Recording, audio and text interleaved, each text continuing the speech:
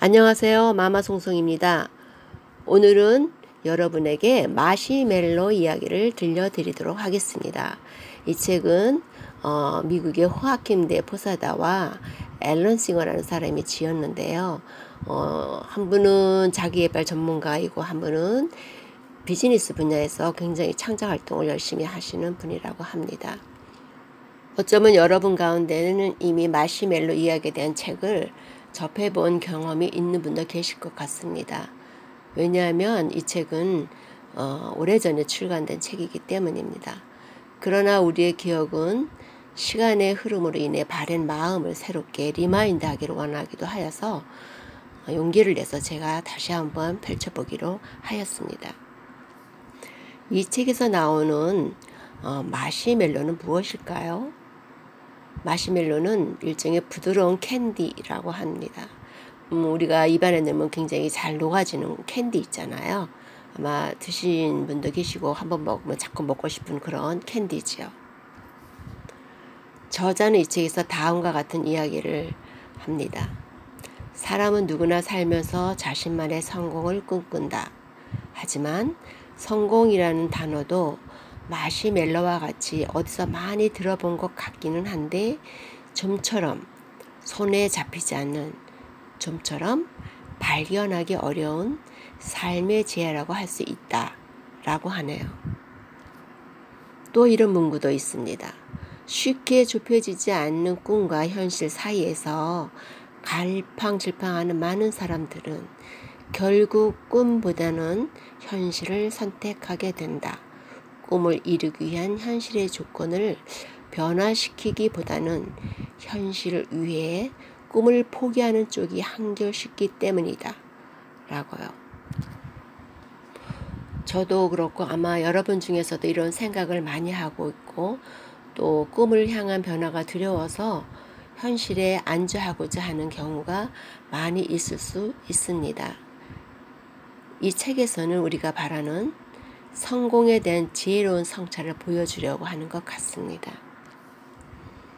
그럼 이 책의 목차에 대해서 한번 살펴볼까요? 1번, 당신의 오늘을 특별한 내일로 만들어라. 2번째, 눈부신 유혹을 이기면 눈부신 성공을 맞이하리라. 3번째, 남들이 가지 않는 길을 기꺼이 가라. 4번째, 성공은 준비된 자만이 가질 수 있는 마시멜로다. 5번째, 세상에서 가장 아름다운 유혹은 성공이다. 6번째, 변화한 당신 성공을 향해 힘찬 닷을 올려라. 7번째, 내일의 성공을 향해 쏴라. 8번째, 성공 이상의 성공을 꿈꿔라. 이 책의 앞부분에 보면은 개구리 3마리 이야기에 대해서 소개한 것이 있어요. 한번 제가 읽어드릴까요? 햇살 뜨거운 어느 여름날 오후, 개구리 3마리가 나뭇잎에 올라탄 채 유유히 강물에 떠내려가고 있었다. 나뭇잎이 강의 중간쯤 이르렀을 때 그중 한 마리가 갑자기 벌떡 일어나 결심했다는 듯 단호하게 외쳤다. 너무 더워. 난 물속으로 뛰어들 테야.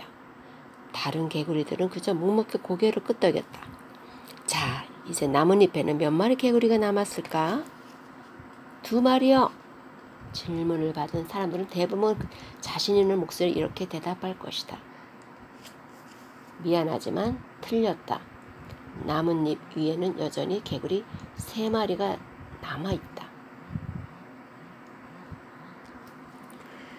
이 이야기에서 본 것처럼 우리는 어쩌면 개구리처럼 큰 소리 치는 경우가 더 많을 수도 있을 것 같습니다. 결심은 잘하지만 결실이 미약한 경우이죠. 건강진단서를 보고 체중 줄이기 도전하는 경우가 있는데요. 거기 걷기라든가 자전거 타기, 헬스 이런 운동들이 있죠. 그리고 또 아침 일찍 일어나서 책 읽기 도전하는 경우도 있습니다. 아마 대부분은 작심 3일로 끝나는 나와 약속이 되기도 합니다. 그러나 작가는 실망하지 말라고 합니다. 결심조차 안 하는 것보다 희망이 있다고 하네요. 이 책을 통한 성찰하고 결심을 더욱 굳힐 수 있는 힘을 갖기 위해 출발하겠습니다. 자, 그럼 본격적으로 위에서 거론된 마시멜로 이야기로 돌아가 보겠습니다. 이 책의 등장인물이 마시멜로 실험에 대한 이야기를 시작합니다. 약 4, 5세의 600명 아이들에게 마시멜로 실험을 했다고 합니다. 예를 들어서 15분을 참고 안 먹으면 이 맛있는 마시멜로를 2개씩 더 준다는 얘기죠. 결과가 어떤지 궁금하시나요?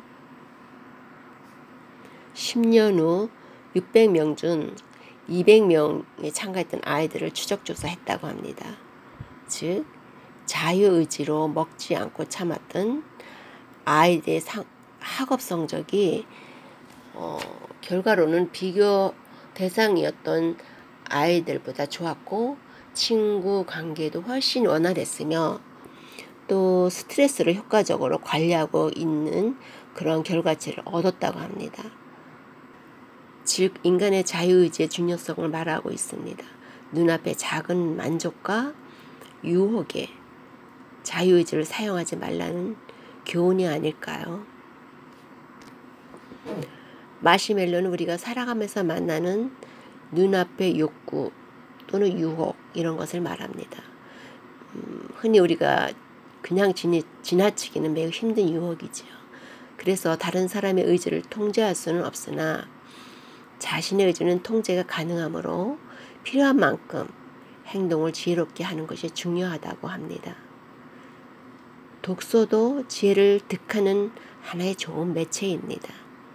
그래서 독서를 인생에 있어서 가장 중요한 양식이라고 하는 것 같습니다. 다른 사람이 나를 돕게 만드는 방법은 설득이 가장 강력한 방법이라고 합니다. 설득은 말로만 하는 것이 아니고 행동으로도 할 수 있다고 하죠. 이 책의 76쪽에 보면은 성공은 준비된 자만이 가질 수 있는 마시멜로다라는 말이 있어요. 즉 길을 닦지 않는 자에게 성공의 길은 없다 라는 말이라고 하는데 여기에 사례로는 이제 미국의 레리 버드라는 농구 선수 얘기를 올려주었네요.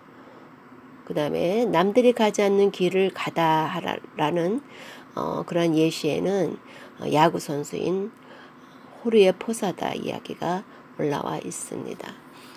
이 두 선수 다 보면은 어떻게 보면 평소 준비된 태도가 중요하다.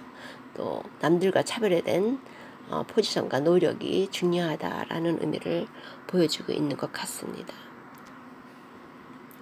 성공은 현재 내가 무엇을 할 것인가, 얼마만큼의 집중과 노력을 할 것인가가 중요하며 계획은 잘 세워도 실행하지 않으면 아무 소용이 없는 것이 된다고 합니다.